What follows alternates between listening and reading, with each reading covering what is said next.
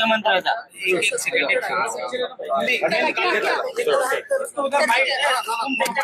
Sir आज तुम्ही या विहिरीची पाहणी केली झाले का?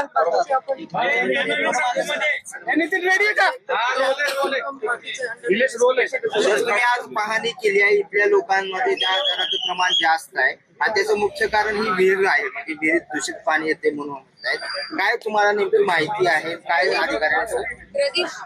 जेबीएफ सिंड्रोमची विशेषतः पुण्यामध्ये पेशंटची संख्या वाढली आणि त्यामुळं सातत्याने त्याच्याबद्दलची सगळीच चिंता पुणे शहरातले नागरिक व्यक्त करतायत आणि आरोग्य विभागाचे असेल किंवा पुणे महानगरपालिकेच्या सगळ्याच टीमने याच्यामध्ये योग्य इन्व्हेस्टिगेशन करून पेशंट कमी व्हावेत आणि योग्य त्या उपाययोजना व्हावेत यासाठी आज आपण पुणे कमिशनर ऑफिसमध्ये आरोग्य विभाग आणि पुणे महानगरपालिकेचे सर्व अधिकारी यांची एक बैठक सुद्धा बोलवली आहे.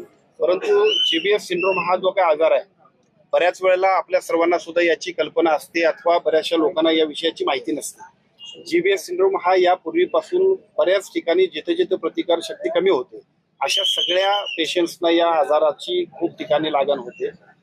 या आजाराचा हा आजार संसर्गजन्य नाही.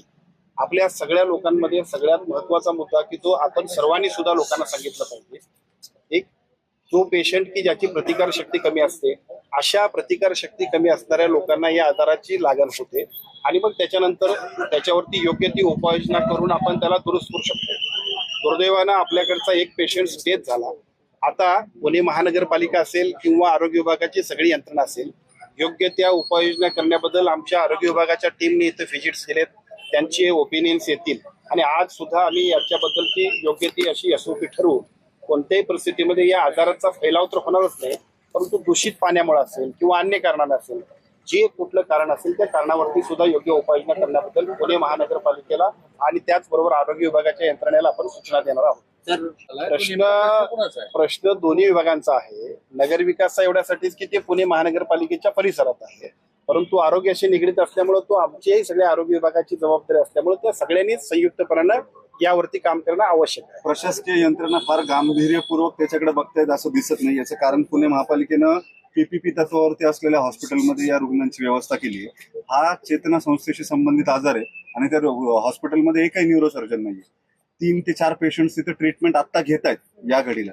मग अशा पद्धतीनं जर आपण केटर करणार असू इतक्या सिरियस आजाराला, तर तुम्हाला असं वाटतं का की प्रशासकीय यंत्रणांनी त्याचं गांभीर्य खरंच ठेवलंय? प्रशासकीय यंत्रणांनी गांभीर्यानेच हा विषय घेतलेला आहे आणि अजून सुद्धा त्याच्यामध्ये काही ज्या आपल्या सूचना असतील त्यांचा सुद्धा अंतर्भाव करणं अत्यंत आवश्यक आहे. कारण शेवटी या आजाराची माहिती नसल्यामुळे सुद्धा अनेक वेळेला थोडीशी घबराट पसरते. परंतु मी आपल्याला एवढंच सांगतो की या आजाराबद्दल योग्य त्या उपाययोजना करण्याबद्दल पुणे महानगरपालिकेची सगळी यंत्रणा आणि त्याचबरोबर आरोग्य विभागाची सगळी यंत्रणा सुद्धा योग्य पद्धतीचं काम करण्यासाठी कटिबद्ध आहे. धोरणात्मक निर्णय होणं गरजेचं आहे. या खर्चावरून जेबीएस सिंड्रोमचे जे पेशंट्स आहेत त्यांना जो खर्च येतोय खासगी रुग्णालयांमध्ये तो काही लाखांच्या घरामध्ये जो परवडणं शक्य नाहीये.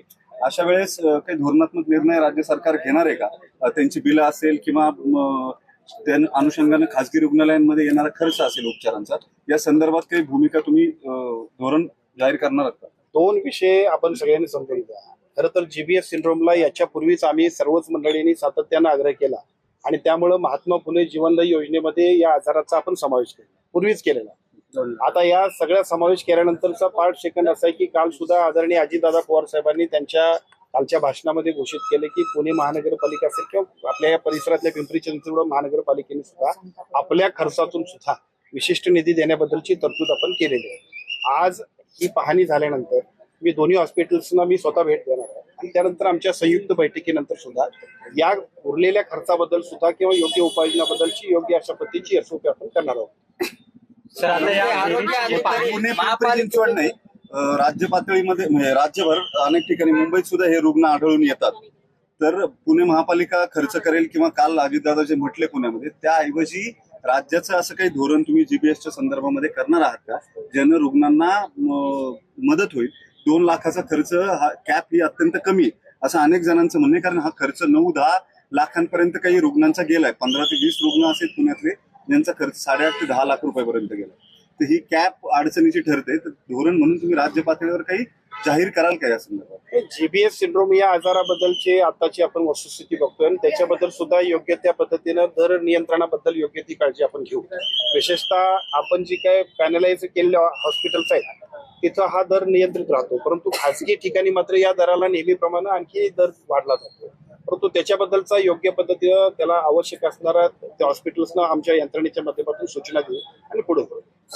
तुम्ही काही याच्याबद्दलच्या सूचना देणार आहात? कोविडमध्ये जसं रेमडेसिवीरचं ब्लॅक मार्केटिंग झालं होतं, तसंच पुन्हा आता यांच्या व्हायल्सही दर जे आहेत ते वाढून गेलेत इंजेक्शन. एक इंजेक्शन सर 16,000चं आहे, पण ते जास्त किमतीला विकलं.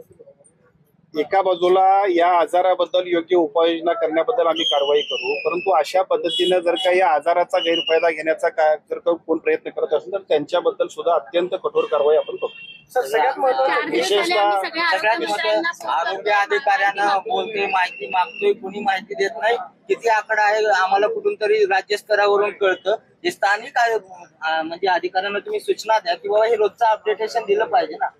आजच्या बैठकीमध्ये याच्याबद्दलची अधिक स्पष्टता येईल. बऱ्याच वेळा असं होतं की जीबीएस सिंड्रोम हा आजार सुद्धा तसा आपल्या सगळ्या लोकांना नवीन होता, त्यामुळे अनेक लोकांच्या त्याच्याबद्दलच्या कल्पना अशा होत्या की हा संसर्गजन्य आजार आहे, कोरोनासारखीच परिस्थिती उद्भवेल, आणखीन कशा पद्धतीने जावं लागेल. पण हा यापूर्वी सुद्धा आपल्या प्रभागामध्ये, आपल्या राज्यात किंवा देशामध्ये याच्यापूर्वी सुद्धा या आजाराची लागण झालेली अनेक पेशंट्स आहेत.